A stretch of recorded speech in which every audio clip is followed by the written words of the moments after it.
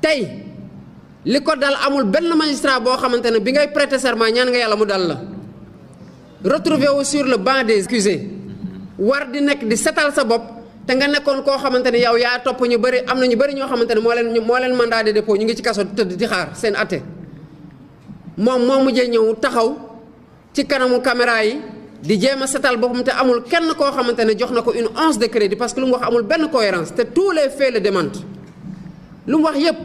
boo ko toppaatee moom day weddi boppam gën a dugalaat boppam loolu la ko yàlla natoo ci ngoonum tey jii nii moo tax ñu ne lii duñ ko fanaanal parce que ñun dañ ci toll foo xamante ne gat sa conférence de presse 17h conférence de presse maximum 21h œil pour œil dent pour dent dafa doy bu muy wax ne yépp chargé wu ko ñëwuma pour charger ñaata yoon ci conférence de presse am la nekk di chargé koo xamante ne amatul privilège yu ñëw ci prétoire di ko fa taqal lenn sénégalais yi ñoo toll foo xamante ne dañu dul nangu kenn koo xamante ne ñun ñoo ko teg ci suñu kaw réew de la façon la plus démocratique boobu amul benn grenade lacrymogène amul benn bel blanc dragon bu ma amoo bi fi amoon du moom moo ci doon dogal ñi mu fetteeloon di xeex muy sénégalais ñooñu la dragon bi doon dox seen kaw ba Mamadou Diop dee ci yàlla na ko yàlla yërëm kooku noonu ñu fal moo dem ba jëmi jamono nag mu taxaw suñu kanam wax ñu ne awma droit def 3e mandat fu ne mu taxaw fa ne président boo defee 10 ans loo deful mënatoo ko def ne réew mi dañ ko war a aar di ut 3e mandat ba fukki bakkan ak ñett rot ci bind ko ci livre ne je suis venu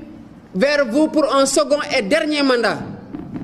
constitutionnaliste am wax ne la constitution est claire et ne laisse place à aucune interprétation maanaam amul lenn liñ ciy werante liñ ciy sikki saka wala liñ ciy jiixi jaaxa ñooñu ñoo toog di ñu gëm leen kooku am na 3e kii possibilité def 3e mandat ci koo xamante ne mosul dem élection de façon fair play soit mu confisque la carte électorale soit mu confisque le fichier électoral soit mu jël carte sénégalais yi mu sànni ñi nekk Jagañaaw mu yóbbu leen Wakhinane Nimzatt ñi nekk Wakhinane Nimzatt mu sànni seen carte Ziguinchor corrompre processus électoral bi pour bañ rek ko daaneel kooku moo fi bëgg a nekk ak luñ ko xamee yépp ci mën a mettital sénégalais ñu toll ci jamono joo xamante ne yow da ngay reetaan ci Facebook ñu tëj la 6 mois que da ngay wax sa xalaat ci Facebook ñu tëj la 6 mois pendant ce temps ay nit di wax lu gën a garaaw foofu yépp mais tant que ñu ngi fete ci moom dara du leen dal kooku ñun sénégalais yi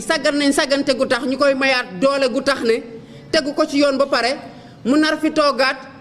enlever la limitation de mandat gën a dooleel boppam gën a noot sénégalais yi moo tax ñu ne gat sa